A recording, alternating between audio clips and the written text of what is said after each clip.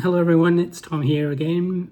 I'm sorry I've missed a week. I've not been too well, was taken to hospital, and I've got home this week, which is good. And I'm starting to make my little videos again. So this week I thought I would do the tennis balls, tennis ball boxies, tennis cans, just give you a little insight into them and the ones in my collection, and make it as interesting as possible for you. Real tennis or royal tennis balls were hardcore tennis balls wrapped with cloth tightly around the core, and these were okay for using on real tennis courts, but they were not any good for lawn tennis, grass courts, that sort of stuff. And so this is roughly what you might find. Although this one's not wrapped in cloth, the hard core you can see here, there's a hard core of the tennis ball in the middle. And this one's obviously was a fuzzy one, but it's not a real tennis ball in the sense of real tennis or raw tennis. This particular one is from a tennis trainer set where you would have attached it on an elastic and you would have hit this and it would have come back to you and you just kept practicing shots. But they were very hard and not in a round shape with the material wrapped around it. They were probably in a regular shape. In 1850, Goodyear tire people invented vulcanized rubber, and so tennis balls were then made of rubber, and so they were an internal core of rubber and covered with cloth, as you can see here.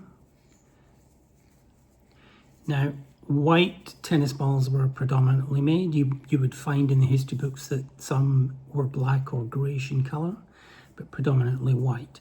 And these were good for the grass courts and clay and such likes. So these were then taken to be the ball to be used in that particular instance. Balls were regulated in 1877 and the size and weight was generally fixed. It was between 2 and 2.5 inches and was 1 1/4 to 1.5 ounces in weight. And this has not changed as far as I can find out since then, 1877. Tennis balls were predominantly white, as I said, but in 1972 they produced a yellow colour, which was known as optic yellow, and this was used mainly for TV. Whereas you could see the white ones on grass, television we got yellow ones so that when it was broadcast on TV you could see it on the colour TVs and it was easier for them. Wimbledon did not use yellow balls until 1986, so they didn't they stuck to the white ones as tradition. To test the tennis ball, it was dropped from 100 inches and it was expected to bounce between 53 and 58 inches in height from that drop, and that was classed as still a good ball to play with. And in 1902, the Slazenger tennis ball was introduced as the official ball for Wimbledon. Prior to 1925, balls were purchased individually wrapped in paper. They were pressurized balls, obviously, and you could also buy them in boxes of 4, 6 or 12 balls, again all individually wrapped. And because they were pressurized but not sealed in a pressurized can like we do have today, the pressurization of the ball was lost in a little bit, and then obviously it didn't last very long when you were playing with them. So we have some ball boxes I'm going to show you. We'll start off with the Dunlop ones, and I'll show you some of them. I have got 3 Dunlop boxes. So this is the first one. This is a Dunlop Warwick tennis ball. It's just a plain box, nothing special about it. It would have held 6 tennis balls, this particular one. And it would have had a partition in the middle, inside, for them to sit separately. Another Dunlop one I have here is this one. This is a flip top lid. And this has got the British, the United Kingdom and Australian flag. So this was for the Australian Championships, 1940. It's a rather nice box. This is a 12 ball box. And as I said, the lid is a flip top. But the lid itself is quite a nice design inside as well. So you can see it's the same as the lid of the actual box itself. Again, there's no internal separation for that one. And the third and last Dunlop one that I have is this one, which is the World's Davis Cup ball, Dunlop 60s. Again, this is a 12 ball box. It has a flip top lid, and inside this flip top lid is Lou Hode, picture of Lou Hode, which is the Australian tennis player. No divisional box in that either. So this was advertising the Lou Hode Dunlop tennis racket that Lou Hode used.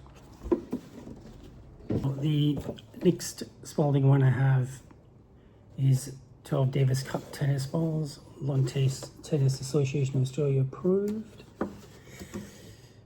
This is for play on hard court surfaces. And these are Davis Cup ones. There's nothing special about the inside of the box. But these were Davis Cup tennis balls. And they might have looked similar to that. So this is a Spalding Davis Cup tennis ball. Just got the nice design on it. So they would have been similar to that. I have another Spalding Davis Cup tennis ball box, which is this one. Again, 12 tennis balls, approved by Lawn Tennis Association of Australia. There's no divisions in these ones.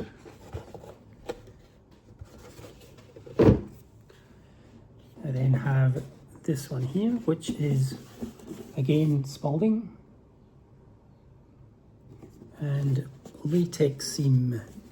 So I'm assuming that somewhere along the line, this is where the seam of the tennis ball was improved or changed to give it a better join. This one's rather nice. This particular one is a flip top lid, and inside it has the same design as the lid has.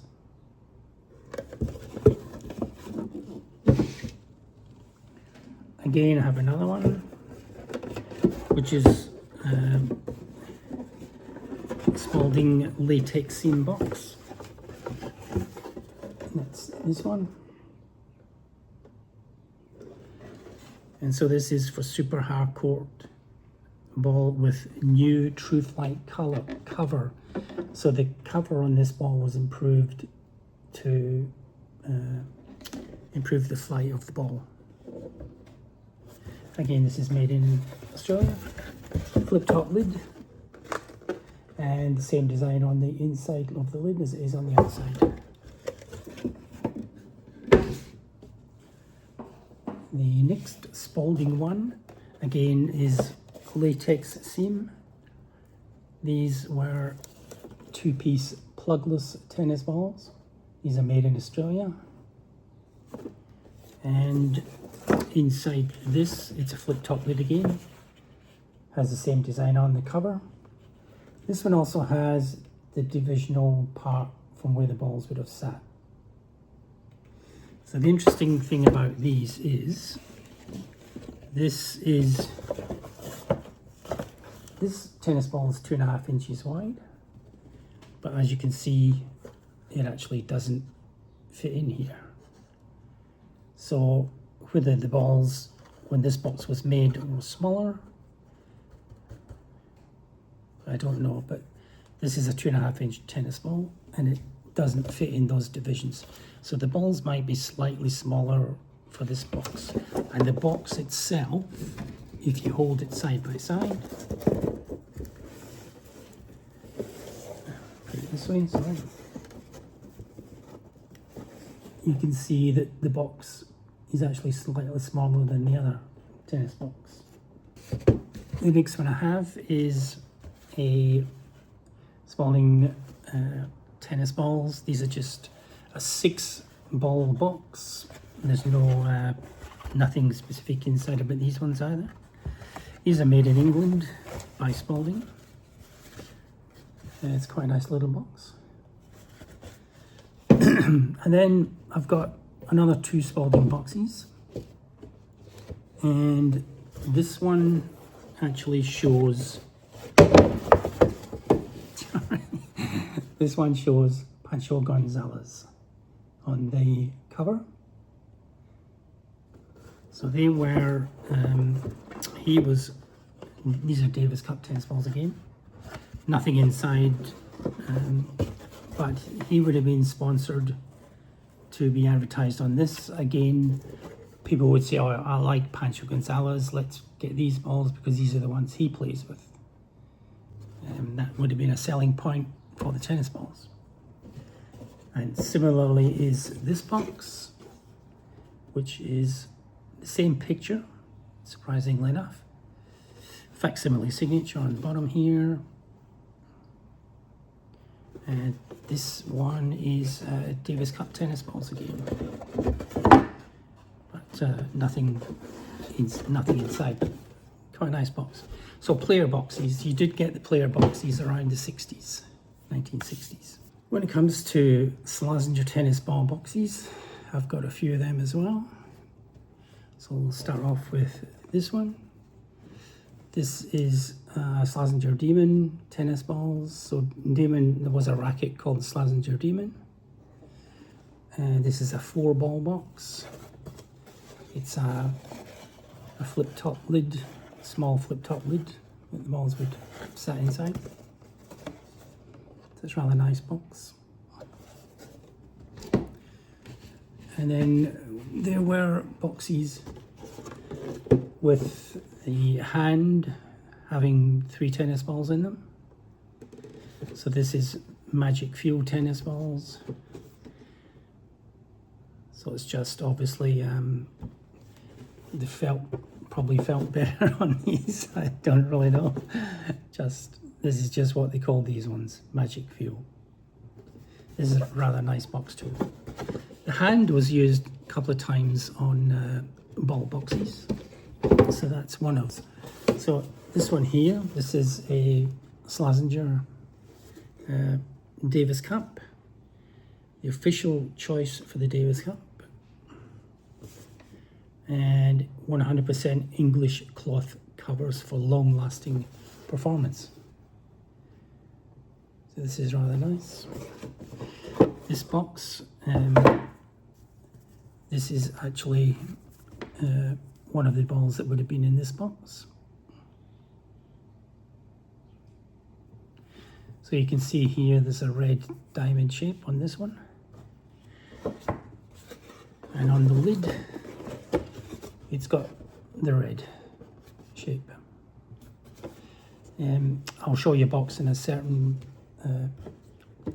not long after this one. There's in a few boxes I have a ball with this diamond on it, and I'll just show you the difference in that one.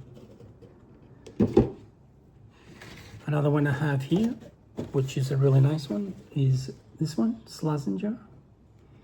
And this has the animal on it, panther, whatever it is, Slazenger. It's a really nice box, quite a striking one. This one I managed to get from what's called a charity shop or an op shop in Melbourne, and you can see it's probably got tools. So the op shop were actually using this to keep some tools like little screwdrivers and scissors and stuff like that in it, and I asked them if the box was for sale. They were quite surprised that I wanted the box. But regardless of this little scraping, I haven't seen another one with the Slazenger animal on it. So I quite like that one. This one is quite a striking design. Slazenger Permalon Plus. So Permalon would be the material that was made from. It's got a new AccuPlay core, so the core of the ball was changed slightly as well on this. And these are there was two balls in this from the original box. So these are quite nice. Not too badly worn. So these are Permalon Plus. And a sort of geometric design. It's quite a nice one. Then we have this one. Davis Cup Wimbledon Australian. So this is a triple championship winning ball. And new core, new cover, and new control, obviously.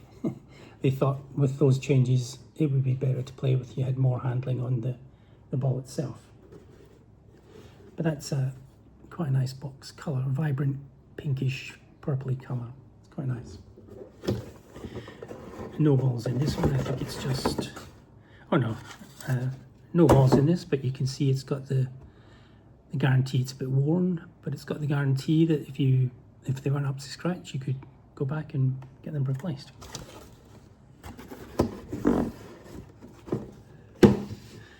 And the last one, sorry, not the last one, second last. This is another one with the hands holding the tennis balls. This one's a bit washed out. These are V20, so you can see inside. This is where, again, they would have sat in a little circle to keep them in place. It wasn't a divisional thing. And this is the size of the tennis balls. So, and these are V20. V20, the world's longest wearing tennis balls. And again, advertising the Slazenger Challenger racket. And quite a nice box. So the last Slazenger box I've got, I've kept to the end because whilst it's a bit grotty looking, this is the box, hand with the three balls, and you'll see here the diamond colours. So there's red, green and black. So the colours, so I'll see on here, it's long wearing 100% English cloth covers made for all types of hardcore surfaces. Exclusive choice for the Davis Cup.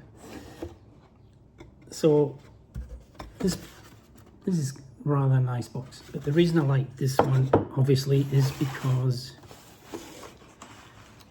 this is a full set of tennis balls. I'll just lift this up because the balls will fall out otherwise. So this is a full set of the tennis balls. So these are the balls that came in this box, and they're still in this box. It's never been used. And so you can see here, there's the blue diamond. There's a red diamond, a green diamond, and a black diamond. So there are 3 of each, blue, red, green and black. And the colour of the diamond doesn't indicate any difference in the balls. It's the same as this white Slazenger ball, for instance. It's got a number 2 on it. So in each box you would have had a 1, a 2, a 3 and a 4. So when you played on the club courts, your court would have had 3 number 1 balls. And if they strayed onto another court, you could say, that's my ball, and you roll it back to you to continue playing tennis. And that's all this was as well. So you would have had the 3 black balls or the 3 blue balls. And if they strolled onto another court, you could say, yes, these are the balls from my box. And you would ask them to just roll it back to you so you can continue playing. But I like this box because this was originally, this is bought with these balls in it. So this is how it would have been purchased in the shop. Complete ball box with the balls in it. So I was very happy to get that.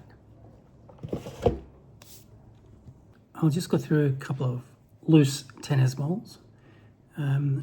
Just this one that I showed earlier, which is a Spalding Davis Cup one. So these balls were pretty much stamped with the maker's names, but obviously when you play with them, the fuzz gets worn and you can lose all these. So it's nice to get a ball that's got a stamp on it that's either historical or just manufacturer wise. So this is a Spalding Davis Cup one. And this is another one, which is just Spalding Davis Cup, approved by the Lawn Tennis Association of Australia. Nothing special about that except just for the stamp. And that one's the same. This is a Spalding tennis ball, and it's got the Coca-Cola logo on it, the ribbon brand, and that would just have been maybe thrown out at tennis tournaments, maybe just to advertise Coca-Cola. Again, it wasn't anything special. This one here is a Slazenger, and it's got Olympics for Melbourne 1996. So this was to sway people to try and vote for the Olympics for 1996.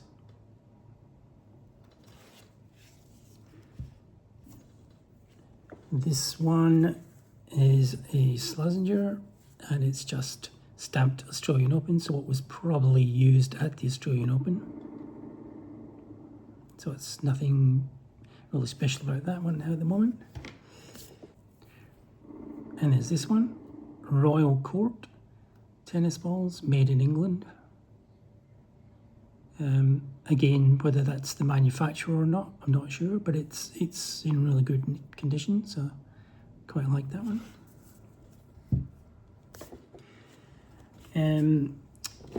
So ball cans, around the mid-1920s, ball cans came into use, and because ball cans could pressurize, you put the balls were pressurized, but when you put them in the can, you could pressurize the can. And so it wasn't until you actually opened the can that the balls started to lose their pressure. So they were made around the mid-1920s, but I do have a tennis ball can here, which is patented in 1916. So I'm a bit curious as to whether they were actually made around the 1920s or whether they were made before 1920. This particular one it's a metal tin. It is a metal lid as well, but it would have been, and I can probably show you better on this one. This one is a metal tin as well. This is a Pancho Gonzalez one again, Spalding. Now this one's intact. This is like the keys that you get on sardine tins, pretty much. And it would go into this little thing here, and you would wind it back, and this was how you opened up these tins of balls. But if you open up the tin, you can see that this is quite a sharp edge, and this is quite a sharp edge as well. So it wasn't too safe. This is a copy of the patent for this tin, 1916. Just tells you it came from the patent office, and it has instructions of what patent was going to do, and also a drawing of how the tin was going to be pressurized. Again, so that was 1916. So whether cans were invented prior to 1920s, I don't know. If there's one here with a patent in 1916, I would imagine they were obviously made before 1920s. This is a Slazenger one, Lawn Tennis Championships. This is the Championships Wimbledon. So that's a rather nice tin. Suitable for grass or hard courts. That's a nice one.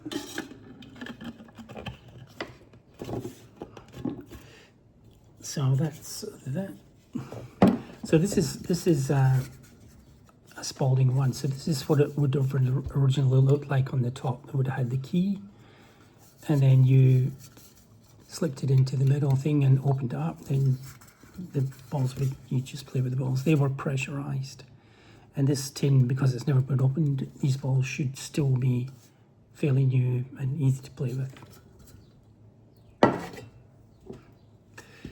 Slazenger brought out tins as well. So this is a Slazenger Championship ball tin. These are fairly new, not new, but they're not vintage, if you like. These are probably the 70s or 80s, thereabouts. And again, Slazenger had this one. Now I like this one because it was a blue tin, and I hadn't seen a blue tin for Slazenger. I'd only ever seen yellow ones, so I was quite surprised that this blue tin is now here. It also has the tennis court, which is a really nice tin. So the court is this, let's see, doesn't tell me what tennis court it is. It might just be a tennis court image, but it's sort of laser cut into it. It's a very nice tin. I like this tin. Obviously, there's a Slazenger Wimbledon tin. This is a 3-ball can, but this is a 125th year limited edition tin. So I really like this one with the Wimbledon logo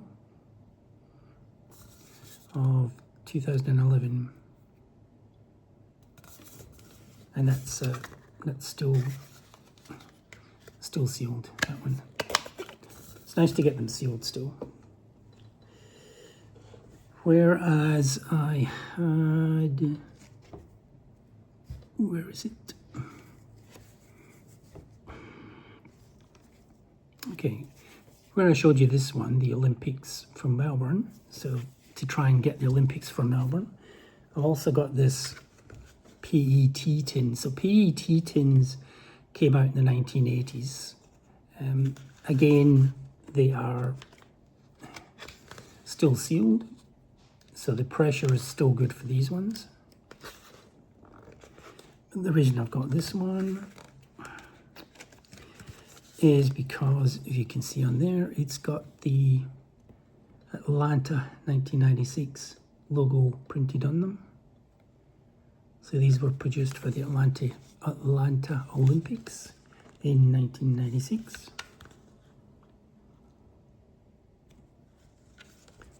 And got the color here. There's optic yellow. So this is what people consider the color to be, optic yellow.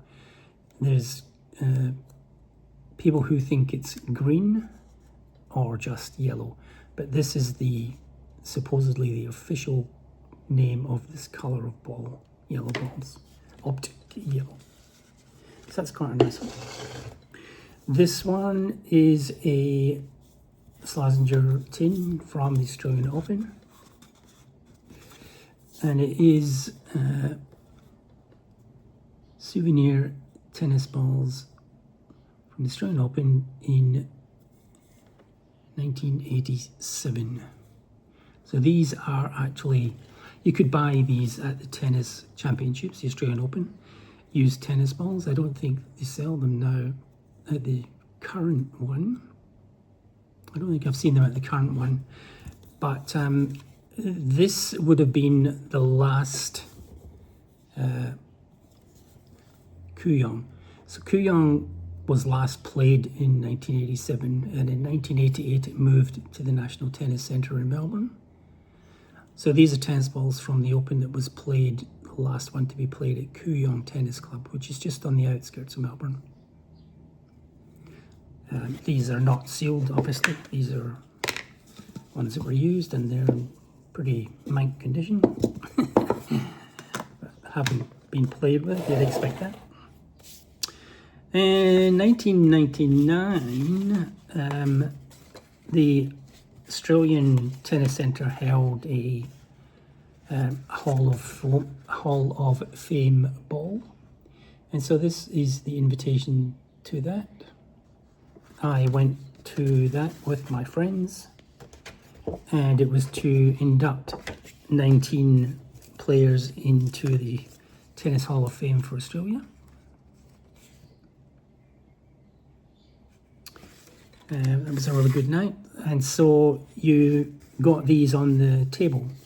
So these were on the table for each person to have. These are sealed, still sealed tennis balls. And it says here, the International Tennis Hall of Fame honours Australia as a great tennis nation. 19 Australians have been inducted into the International Tennis Hall of Fame, more than any other country except the USA. So this was January.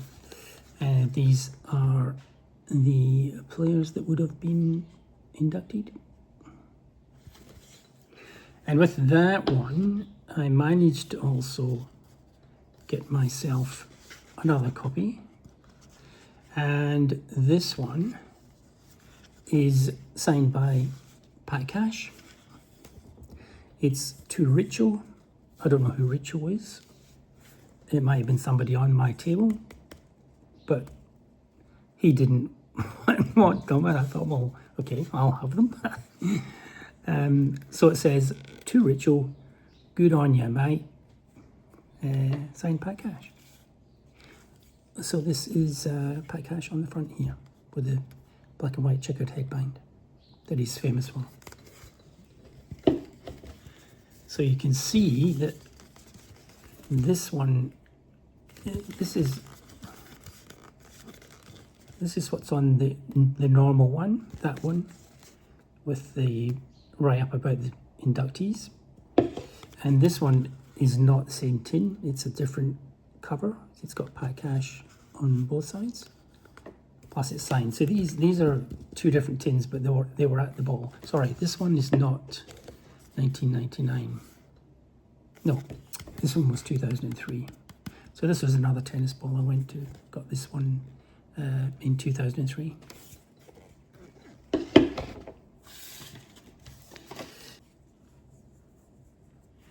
So the last loose tennis ball I've got is Olinta. It's just nothing special manufacturing wise. But the reason I've got this one is because it's the one and only tennis ball that I have. It's signed, and it is signed by Yvonne Goolagong Colley. And this came with a little paper write-up from 1971, where she received 2 awards. You can see these in the picture there. One was for Australian Personality, the most popular sporting personality of the year, and the other one was for second Wimbledon singles win. So the best performance by an Australian in the past year. So this was a write-up. So these came together. So whether this was signed around that time of 1970s, I'm not 100% sure. But it was part and parcel, sold to me as one piece.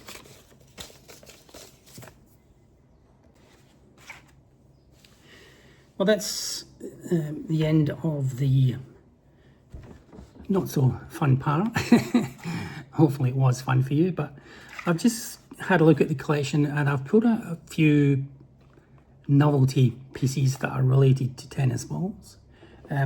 Obviously there is the usual things like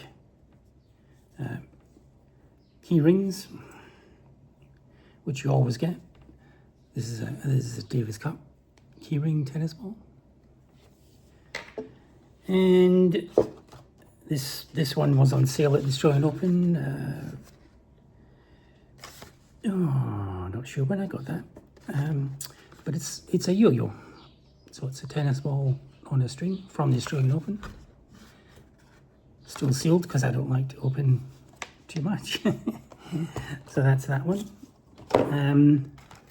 There's a little, you can see it here, he's a little squish ball, like a stress ball, but obviously this is the star of this book. It's Champ the Dream Ball. So this is the champ waiting on being played in the game. So it's quite a fun little kiddies book. But there's a squish ball that came with the actual book, and he's got a cute little face. So he's rather fun. Another fun thing is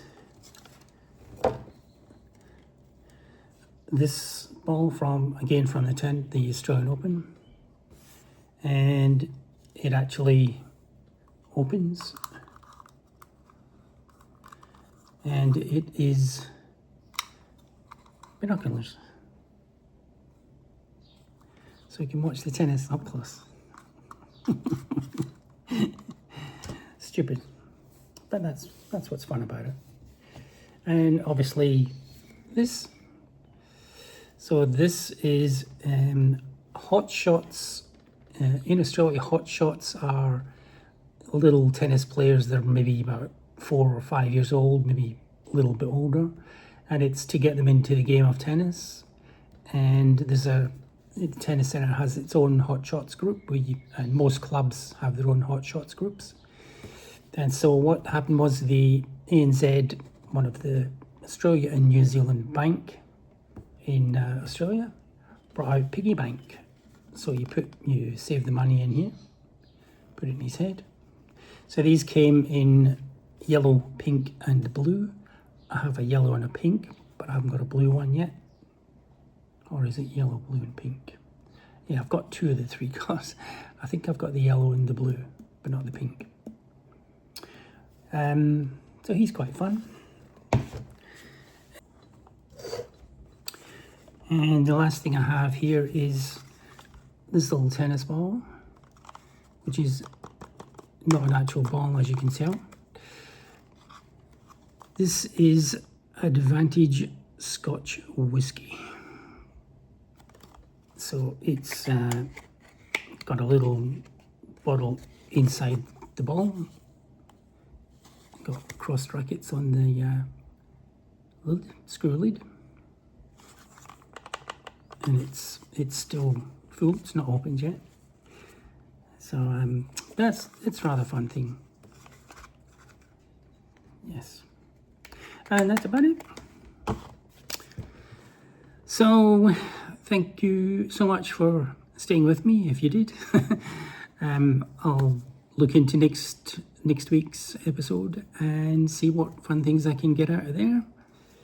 Hope to see you soon again, and Look after yourselves. Bye.